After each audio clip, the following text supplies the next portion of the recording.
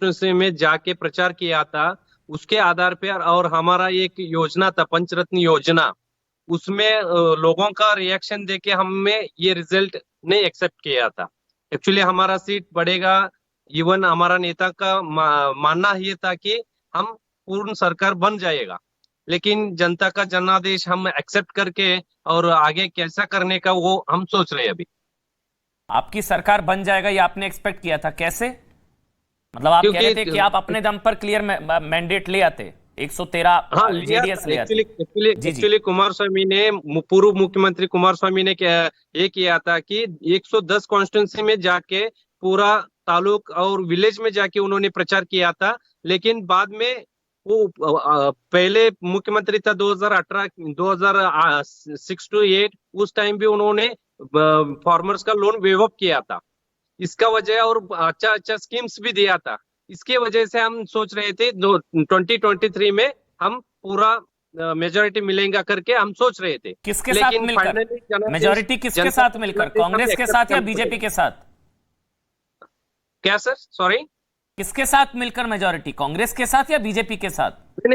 Independent party आने वाला था, लेकिन जनता का जनादेश हम एक्सेप्ट करना चाहिए अभी। वो तो खुद कह रहे थे किंग मेकर तो बना दिया था लास्ट टाइम का इलेक्शन में। अभी तो किंग होने के लिए हम जा रहे थे, लेकिन फाइनली जनता ने क्या आदेश दिया वो आदेश को हम पालना करना पड़ेगा। किससे ज्यादा नुकसान हुआ, कांग्रेस से या बीजेपी से? कहा जा रहा है कि सारा आपका वोट जो है कांग्रेस को ट्रांसफर हो गया।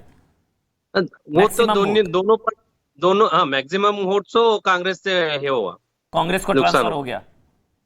या तो कांग्रेस को ट्रांसफर क्यों हुआ, मतलब ये आप बता पाएंगे? फिर मैं जफर भाई आपके पास आ रहा हूं। कांग्रेस को कैसे ट्रांसफर होगा? क्या पोलराइज हो गया, क्या हुआ? रिवर्स पोलराइजेशन हो गया, क्या हुआ? हमारा लीडर्स थे, वो लीडर्स पहले से ही आपको मालूम है 2018 में वो हमारा पार्टी का 3 एमएलए वो पार्टी छोड़ के बीजेपी ज्वाइन किया था, गवर्नमेंट भी उन्होंने पढ़ाया था कांग्रेस ने। अभी क्या हुआ उसके बाद वो कांग्रेस के लिए वो दूसरा हमारा पार्टी का लीडर्स भी है, वो लोग भी थोड़ा कांग्रेस से सहमत था, इसलिए हमारा पार्टी का सीट्स नहीं आया। वोट ट्रांसफर हुआ, एमएलए तो नहीं ट्रांसफर होंगे ना अभी? वैसे तो उनको जरूरत ही नहीं है, 136 है अभी। आपको ये भी बुरा लग रहा होगा, थोड़ी सी कम रह जाती तो हमारी थोड़ी प्रासंगिकता या रेलेवेंस बनी रहती, नहीं बड़ा जी? पाटिल जी। Yes sir.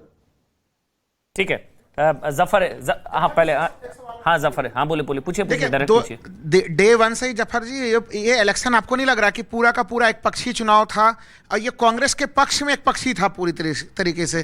तो ये जो इतना बड़ा सा अंतर आया है, इसमें हम लोग केवल अब ये तो नहीं कह सकते कि लोकल लीडरशिप का ही केवल फेल्योर है, या एक तरह से डबल इंजन का जो पूरा कॉन्सेप्ट है, जिस तरह से माननीय प्रधानमंत्री या माननीय गृह मंत्री इन तमाम लोगों ने जमकर रैलियां की और उसके बावजूद भी परिणाम किस रूप में आए। तो यहाँ कहीं न कहीं पार्टी के बड़े लोगों को भी तो जिम्मेदारी लेनी पड़ेगी ना इस पूरे मामले में। जो बड़े आरोप कांग्रेस ने लगाए थे कि 40% कट का मामला जो है, तो सोचिए कि वो तो आरोप के ऊपर कहीं न कहीं जनता ने मोहर लगा दिया है। राहुल जी ये जवाब दे देंगे जफर भाई, कितने चुनाव हारे? राहुल जी ने जिम्मेदारी ली क्या राहुल गांधी ने? बिल्कुल, आपको याद होगा कि 2019 के लोकसभा चुनाव के बाद जब हार हुई थी, हार के बाद तो उनको सहरा पहनाया गया। अरे 2019 के रिकॉर्ड बनाने के बाद तो उनको अमन जी मैं आपको याद दिला दूं, 2019 के लोकसभा चुनाव के हार के बाद तो उन्होंने इस्तीफा दे दिया था। सब लोग हम लोग कहते रहे कि नहीं आप इस्तीफा मत दीजिए। राहुल जी की जीत है बिल्कुल। ये देखिए, मैं मानता हूं सिद्धरामैया, डीके शिव कुमार नहीं, राहुल जी की जीत है। मैं कह रहा हूं 7 सितंबर 2022 में जब एक तरह से भारत जोड़ो यात्रा शुरू हुई, जीत किसकी, राहुल जी की या डीके शिव कुमार सिद्धरामैया? देखिए, ये एक तरह से सबसे मैं मानूंगा कि राहुल गांधी, प्रियंका गांधी, सोनिया गांधी उनकी जीत है, और राहुल गांधी के भारत जोड़ो यात्रा की अभूतपूर्व जीत है, और उसकी पहली झलक है, और मुझे पूरा उम्मीद है कि इसकी दूसरी झलक हम लोगों को मध्य प्रदेश में खत्म हुई थी। भारत जोड़ो यात्रा खत्म हुए कितना समय हो गया? नहीं देखिए, उसका आफ्टर इफेक्ट अब कर्नाटक में, आफ्टर शॉक मतलब अब देखिए 7 सितंबर से शुरू हुई थी और हम लोगों ने उसी समय देखा था जब ये यात्रा कर्नाटक में गई थी। ठीक है, जफर इस्लाम, भारत जोड़ो यात्रा का असर, राहुल गांधी और परिवार का करिश्मा, और कर्नाटक में सरकार।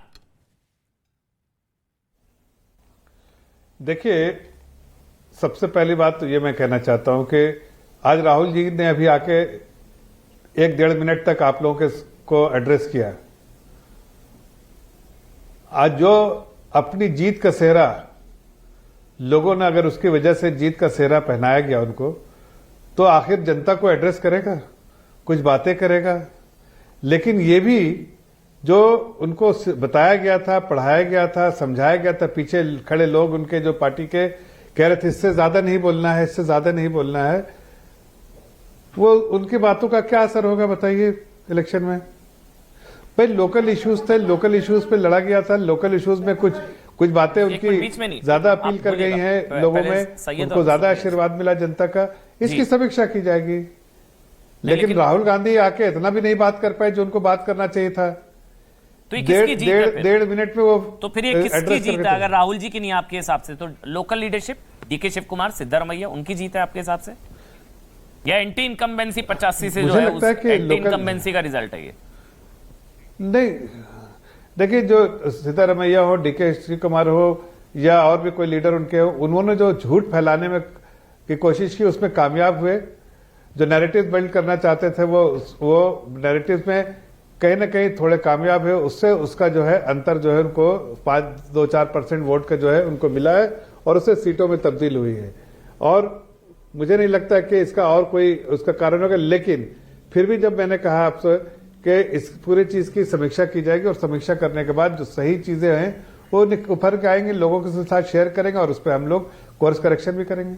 ये भी तो कहा जा सकता है ना जफर भाई कि आपकी चीजें नहीं चली, आप जो ऑलरेडी रिजर्वेशन मिल रहा था उसको, इस रिजर्वेशन को खत्म किया गया, धर्म के आधार पर आरक्षण जो भी आपने कहा उसको खत्म किया गया। उसके अलावा जो तमाम मुद्दे बजरंगबली का या जो तमाम मुद्दे थे उन मुद्दों को नकारा कर्नाटक की जनता ने, वरना 64 और 136, अब इसमें तो कोई डाउट ही नहीं है, डबल से भी ज्यादा।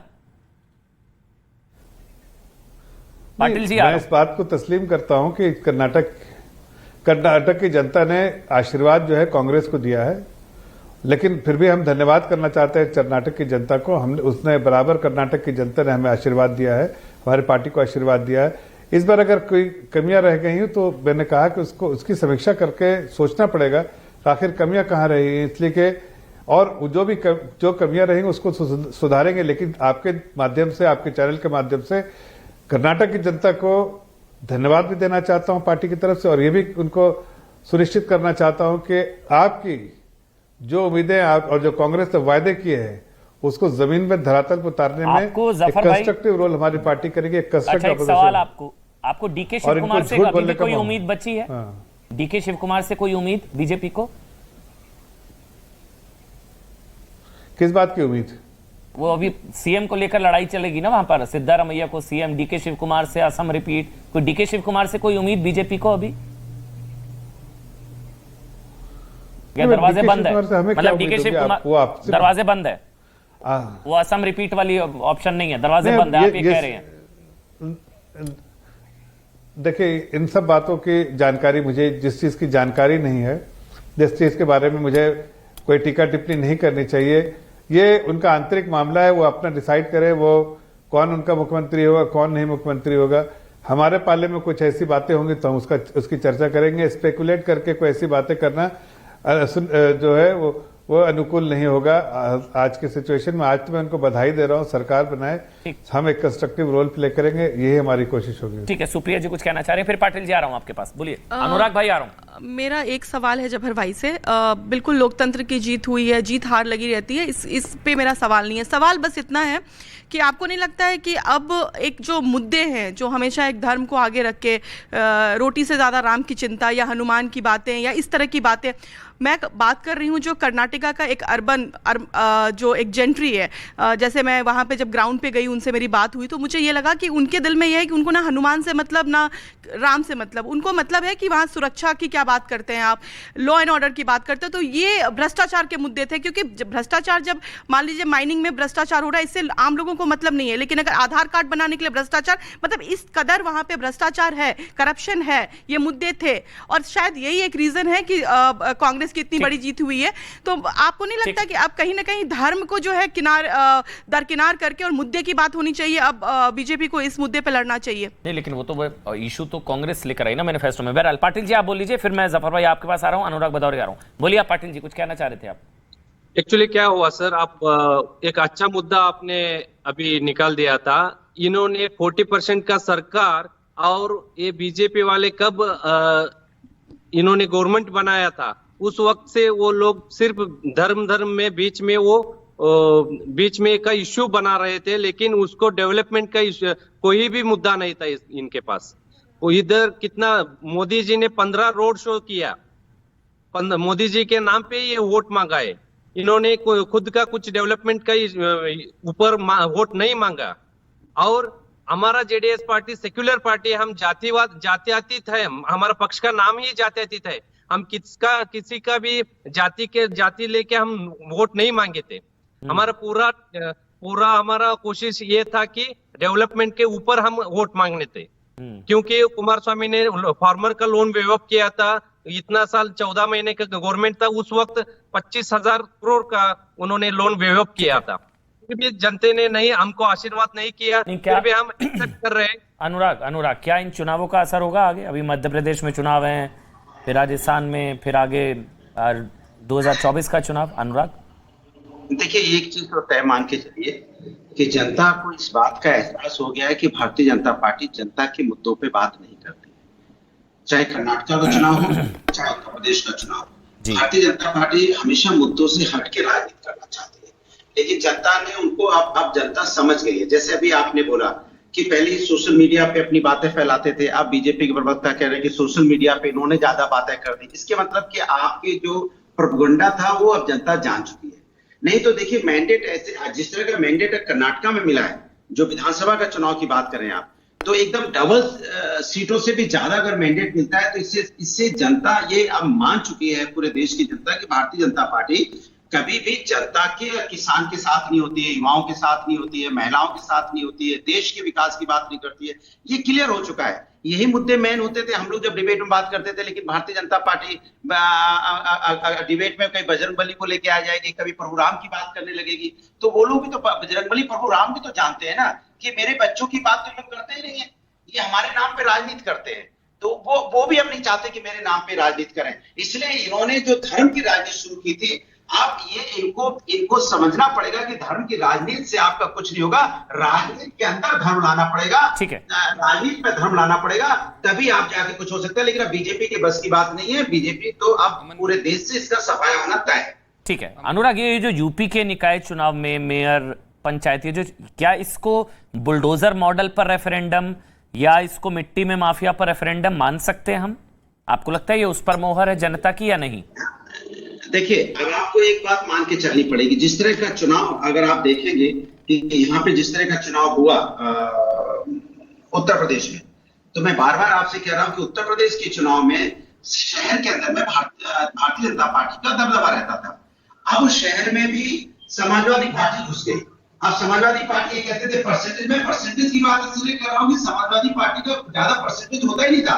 हमने परसेंटेज, हमारे परसेंटेज वहां बढ़ गई है, माने जो मार्जिन होती थी वो एकदम निग्लिजिबल आ गई है। और जहां तक हम निकाय उसकी बात कर रहे थे, पंचायत की और नगर पालिका की, उसमें तो उसमें भी समाजवादी पार्टी टक्कर दे रही है। तो इसके मतलब समाजवादी पार्टी पूरी तरह से शहर के अंदर में भी समाजवादी पार्टी ने अपनी पैठ बना ली है। अब भारतीय जनता पार्टी को उसमें भी नुकसान होगा। आने वाले दिनों में भारतीय जनता पार्टी को वहां भी हार देखने का, हमारे हार का मुंह देखना पड़ेगा। ये कोई आसान भारतीय जनता पार्टी के लिए नहीं रहा कि भारतीय जनता पार्टी पहले की तरह आराम से जीत गया। पहले के चुनाव देख लीजिए, 2017 में भी चुनाव हुए थे, क्या नगर पालिका के 18 में। अनुराग, फिर वही सवाल, क्या ये यूपी के नगर पालिका, पंचायत, ये जो चुनाव हुए, क्या ये बुलडोजर मॉडल पर रेफरेंडम, हाँ या ना? मैं कह रहा हूं, देखिए, कोई बुलडोजर रेफरेंडम कहीं कुछ नहीं है। ये चुनाव सीधा मुद्दों की बात पे होता है। इन्होंने तो डाइवर्ट करने की कोशिश की, लेकिन जनता अपने मुद्दों पे अड़ी रही। इसलिए मैं आपसे कह रहा हूं कि हाथ, इसलिए 17 में से 17 मेयर बीजेपी के बन गए। देखिए, मैं आपसे फिर कह रहा हूं, इसके पहले भी 17 मेयर बीजेपी के थे। बीजेपी को 17 मेयर पहली बार ही मिले हैं, इसके पहले भी थे। लेकिन उसके बाद मार्जिन कितना होता था, आप देखिए इनके पास मार्जिन कितना ह्यूज मार्जिन होता था, 1.5 लाख 2 लाख वोटों से जीतते थे। आज मार्जिन क्या हो गया? आज मार्जिन घट के आ गया 500, 1000। तो सोचो इनकी हालत। और फिर जबकि सत्ता पूरी है, सत्ता का जितना उपयोग कर सकते थे भारतीय जनता पार्टी ने पूरा किया, जितना उपयोग कर सकते थे। आप देखो ना कि जैसे हमने आपको सुनाया आपको कि किस तरह से पुलिस का जो ठीक है, मतलब आप खुश हैं, कार्यकर्ताओं का मैंने सुना है। आप यूपी निकाय चुनाव के नतीजों से खुश है, संतुष्ट है? बस बात खत्म। मैं इतना ही जानना चाह रहा था, आप खुश है, संतुष्ट है यूपी निकाय चुनाव के नतीजों से? ठीक है ना। कुछ कहना चाह रहे हैं क्या? ऑडियो चला गया अनुराग, आपका ऑडियो अनम्यूट कर लीजिए।